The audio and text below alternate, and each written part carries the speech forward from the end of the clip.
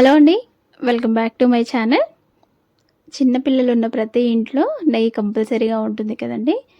అయితే అది మనమే ఇంట్లో ఫ్రెష్గా హెల్తీగా ప్రిపేర్ చేసుకోవచ్చు. చాలా సింపుల్ అండి చేసుకోవడం. మనం చేయవలసింది ఏంటంటే పాల మీగడ స్టోర్ చేసి పెట్టుకోవడం, లేదంటే పెరుగు మీద మీగడ స్టోర్ చేసి పెట్టుకోవడం అంతే.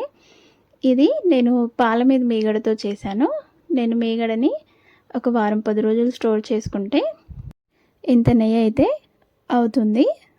ఇంట్లోనే చేసుకుంటే మనకి కాస్ట్ కూడా తగ్గుతుంది, అలాగే ఫ్రెష్గా హెల్తీగా చేసుకున్న వాళ్ళం అవుతాము. ఇది 10 డేస్ నుంచి స్టోర్ చేశానండి. బాక్స్ ఫిల్ అయితే నేను వెంటనే నెయ్యి చేసేస్తాను, ఎక్కువ రోజులు కూడా పెట్టను.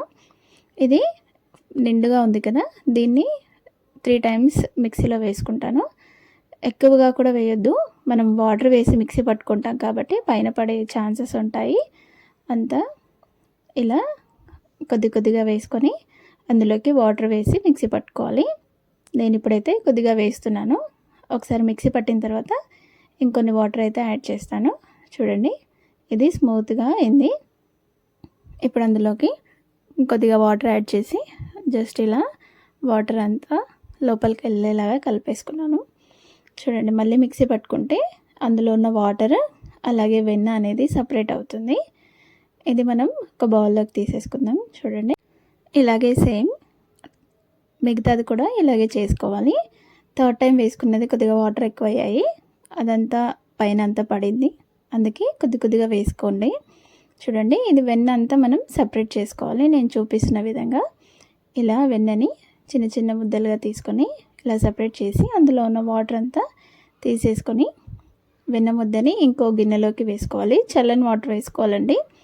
ఇలా వాటర్లో వేసి 2-3 సార్లు కడుక్కోవాలి. అందులో ఉన్న పాలు అంతా వెళ్ళిపోతాయి, ఫ్రెష్గా అవుతుంది వెన్న అనేది. ఇలా కడుక్కుంటే మనకి నెయ్యి కూడా స్మెల్ రాకుండా ఫ్రెష్గా ఉంటుంది. ఇది అంతా ఇందులోకి వేసేసుకొని నేను చూపిస్తున్నాను కదండి, ఇలా కడిగేసుకోవాలి. కనీసం ఒక 2 టైమ్స్ అయినా కడిగేసుకోవాలి. చల్లటి నీళ్ళు వేస్తే వెన్న కరగకుండా వస్తుంది. ఇది ఇంకో మందపాటి గిన్నె తీసుకొని అందులోనే మనం క్లీన్ చేసుకున్న వెన్న అంతా వేసి స్టవ్ పైన పెట్టుకోవాలి.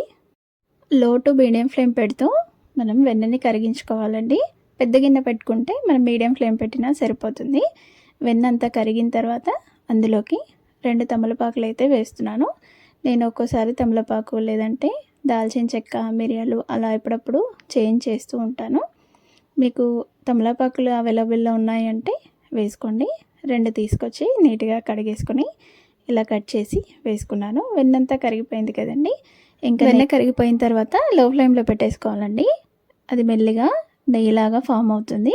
తమలపాకులు వేయడం వల్ల ఫ్లేవర్ చాలా బాగుంటుంది.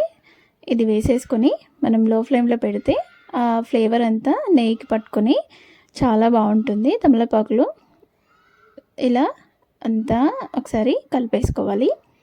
ఇలా కలుపుకోవడం వల్ల కింద అడుగు అనేది మాడదు.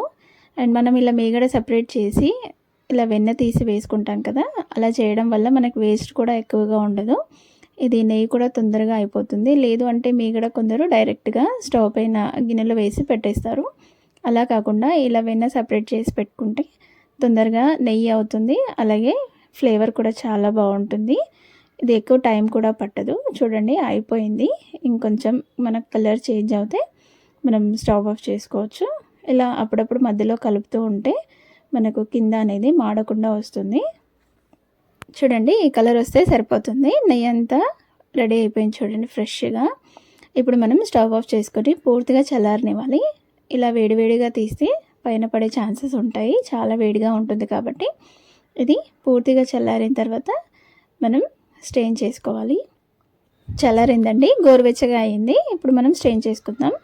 ఇలా ఒక స్ట్రెయినర్ తీసుకొని దానికి ఇలా స్పూన్ పెడితే అది జారకుండా ఉంటుంది స్టేబుల్గా. మనం చేసుకున్న నెయ్యి అంతా ఇలా బౌల్లోకి తీసేసుకుంటే సరిపోతుంది. అస్సలు వేస్ట్ అనేది ఉండదు, కొద్దిగా ఉంటుంది అంతే, అంతకు మించి ఉండదు. ఇంట్లోనే ఫ్రెష్గా మనం హెల్తీగా నెయ్యి అయితే రెడీ అయిపోతుంది. మీకు ఈ వీడియో ఎలా అనిపించిందో కామెంట్ చేయండి. వీడియో నచ్చితే లైక్ చేయండి, షేర్ చేయండి, సబ్స్క్రైబ్ చేసుకోండి.